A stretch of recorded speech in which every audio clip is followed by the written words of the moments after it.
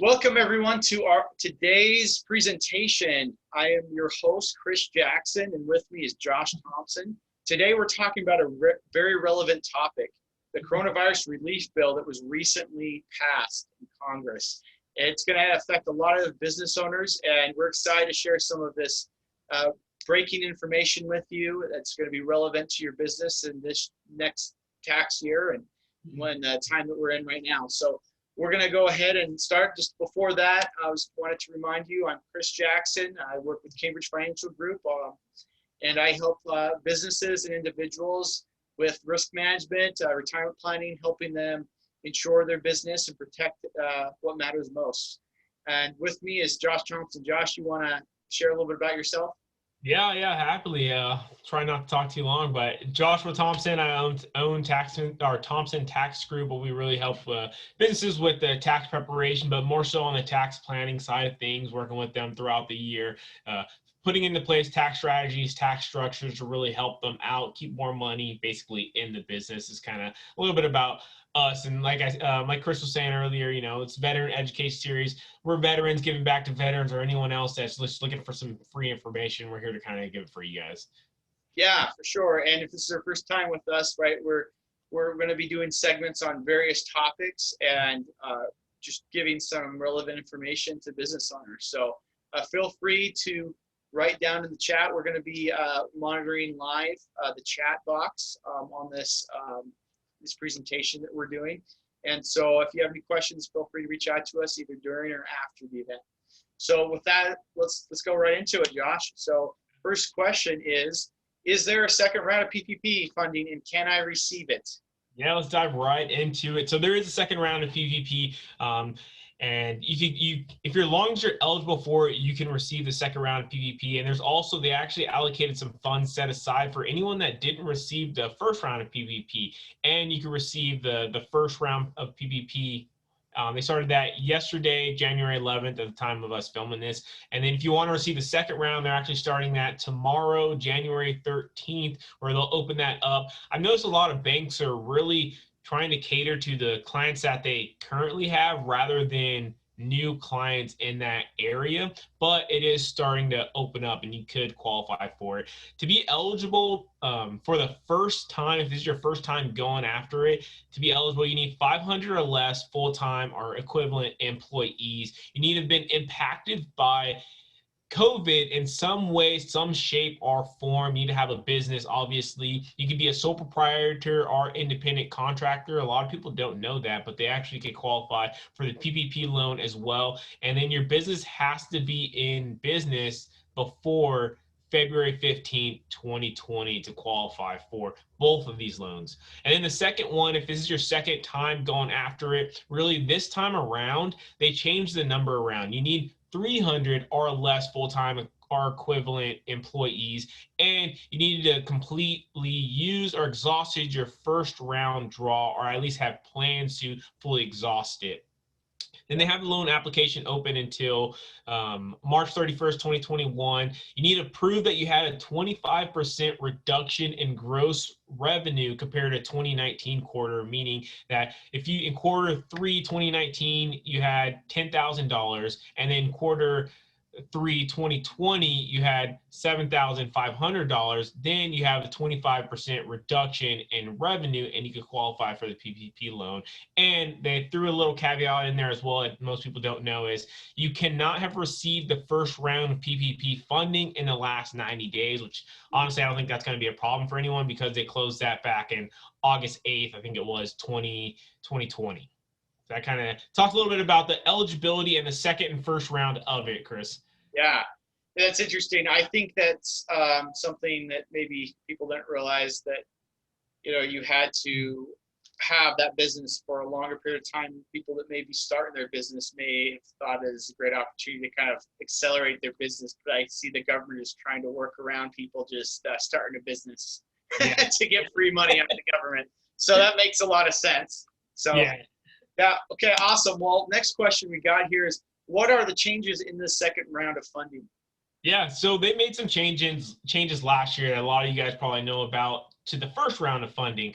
A lot of those carry over to the second round of funding, and some of those being, it's now 60-40, meaning 60% of the funds that you receive need to go towards payroll costs, and then 40% of those can go towards non-payroll costs. Now you ask, really at the end of the day, what is considered payroll cost? Payroll cost includes payroll. Now it includes health insurance, retirement contributions, group life insurance, disability, vision and dental insurance, and all those kind of go into payroll costs. If you're a sole proprietor or independent contractor, it's a little bit different for you what is included and what not is included. But if you kind of want more information about that, you can reach out to me. I'll happily explain that for you guys. And then in non-payroll costs, what's included is rent, utilities, interest, payments on certain items, similar stuff that's in the first PPP loan, but now they also include operation expenses. So for example, if you have accounting software you need to continue operations, that's included in non-payroll costs, and also property damages, supplier costs, and PPE for your workers. If you needed to get plexiglass or mask or anything like that, COVID related, protect your workers, that is now included as well. Some of the other thing is the forgiveness expenses are now tax deductible, which is like a hallelujah to a lot of businesses out there, because now they basically get the double benefit. You get the government paying for these expenses, and now you can also take these expenses on your tax return and take a deduction on there. So that's the one thing that they changed. The max loan is $2 million. You're maxing out at that point.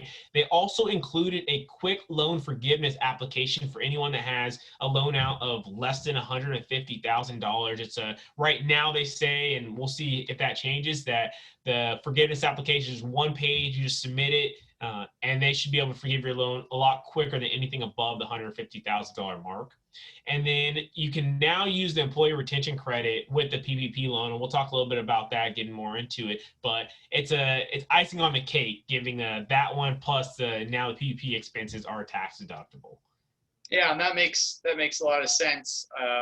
You wouldn't want to pay taxes. I mean, the government does what they want to do, but I mean, to say you're getting the money from the government, why would you pay taxes on government money? It's kind of like when I was in college and I qualified for a Pell Grant, I didn't have to pay taxes on that because that was a government benefit, right? Yeah. So that's something that I think should have been done from the beginning. So I'm glad that they fixed that for all those small businesses. Yeah. So the next thing is, what is the employee retention tax credit? And yeah, so this is the big one. This is one that a lot of people are kind of glossing over. People are like, PPP loan this, PPP loan that, but really I think it's the employer retention tax credit that should be piquing more people's interest. And what it is, it's basically you get a benefit, you get a tax credit, hence the name, for wages that you pay during certain quarters.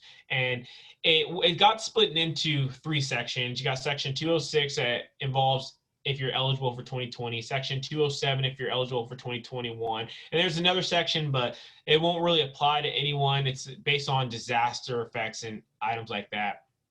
But if you're eligible for the 2020 section 206, you have to either have one or two tests passed. Your first test has to be, was your business suspended due to government orders for at least one quarter? If you pass that test, then you're eligible. The second test is, if you don't qualify based on the first test, is your gross receipts dropped by at least 50% in a quarter compared to the same quarter in 2019. So similar to if you have $10,000 in quarter 3, 2019, and now all of a sudden you have $5,000 in quarter 3 or the same quarter in 2020, then you could qualify for it. The benefits of it for this 2021 section 206 is the tax credit is now 50% of the wages you paid to a worker up to $10,000 annually. So basically, per worker that you pay, say, $40,000 a year, you can take $5,000 tax credit. And what that math comes from is $10,000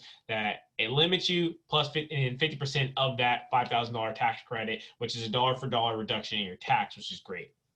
Now, the second one, the Section 207, which is for 2021, this is only available for quarter one and quarter two of 2021. And it also has two tests. The first test being the exactly same. Businesses have been suspended due to government orders, government shutdown, so your business was suspended. If you don't qualify in that, then you can qualify the second way, which is not as hard as the first one, which is gross receipts now have to drop by at least 20% in a quarter compared to that same quarter in 2019 or 2020. It's up to you which quarter you want to compare it to, but it's not as bad as the 50% in the 2020 Section 206. Now it's only 20% if you want to use it in 2021. And they also changed the credit where now it's 70% of wages that you paid up to $10,000 per quarter. So it's not annual anymore, it's per quarter. So if you pay an employee $10,000 in Q1, Q2, Q3, Q4, or Q1 and Q2, basically, you could qualify for this tax credit and take 70% of that each quarter. So that's one of the biggest things, and now you can take this and the PPP at the same time. I think that's the best thing, really. And employers can request an advancement on this credit. Now time to take a breath. That's interesting. So one thing I'm gonna ask, knowing that, is, so let's say a business has seen a reduction in its revenue from last year, but let's say they've added since then, they've tried, what if they wanted to add another employee to be able to get that benefit? Can they do that? So maybe they take more weight off. Maybe they've been working 80 to 100 hours a week and they want to get an employee and then get that deduction for that employee. Can they do that even though they didn't have that employee last year?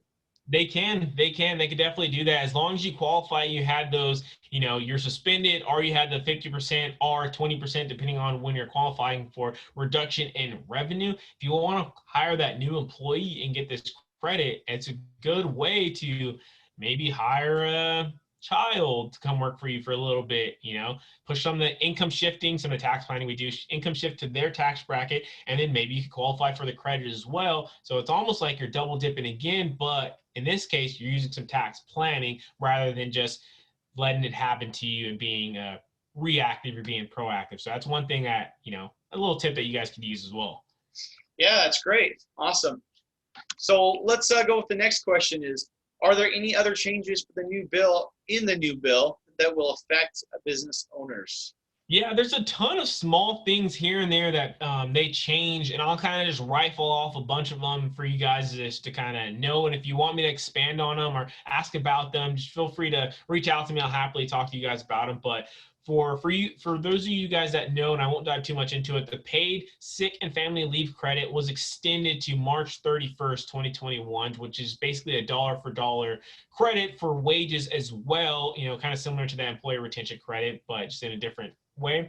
Then business meals for 2021 and 2022 are now 100% deductible. Again, they used to be just 50% deductible, but now that's 100% deductible. And they really did that to support restaurants, because if you want that 100% deduction, you have to spend that money on a restaurant. It can't be, hey, I went to the grocery store and bought food that I made for my workers. It has to be, hey, I went to Mastro Steakhouse, whatever it may be, if you're balling, and you go buy a steak, and then now that steak is 100% deductible where it wasn't before. And then now your deferred payroll tax extension date was pushed back to May 1st, 2021. They came out with a new grant for shuttered venue operators, anyone that has live venues, theater performances, live performing arts, museum operators, motion picture talent representatives.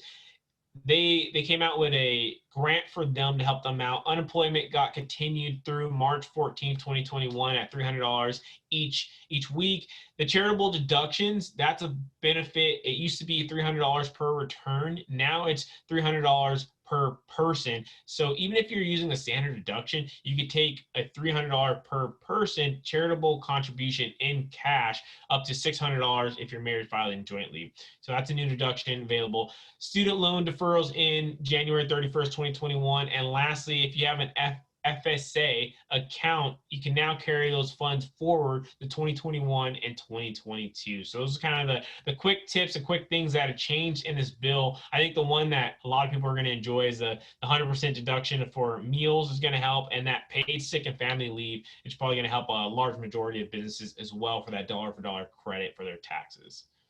Fantastic. And one thing we wanted to share is that we are trying to do these short and concise, so we're going to wrap it up here now. So if you have any questions, please leave in the chat box below, and we will get back to you with some more information about the details of your personal business. But to finish off, Josh, do you have any final thoughts regarding this new stimulus package that's been released? The only last thoughts I would say is make sure you're eligible before you throw in an application. Because a lot of these things, the SBA, a lot of other areas, they're just approving applications, not necessarily knowing if you're 100% eligible or not. I've seen some businesses that put in an application not knowing if they're eligible to get it. They got the money, and then when they went to apply for forgiveness, none of it was forgiven. Now they have a loan on their books and they're trying to pay it off. So just know it. Make sure you qualify for it. Check your sources. Don't just go out there and blindly just say, hey, if I don't qualify, they won't give me the money, because they may make a mistake. It's the government. Let's be honest. They'll probably give you the money on accident. Yeah, you don't want to be in this situation where you're getting the IRS calling you saying you owe back $150,000 worth of Never fun. forgiveness loan. So great advice, Josh, and thanks for sharing this information with us today. We look forward to talking to you soon, and have a great rest of your day. Thanks. Definitely, Chris. Appreciate it, man. Take care.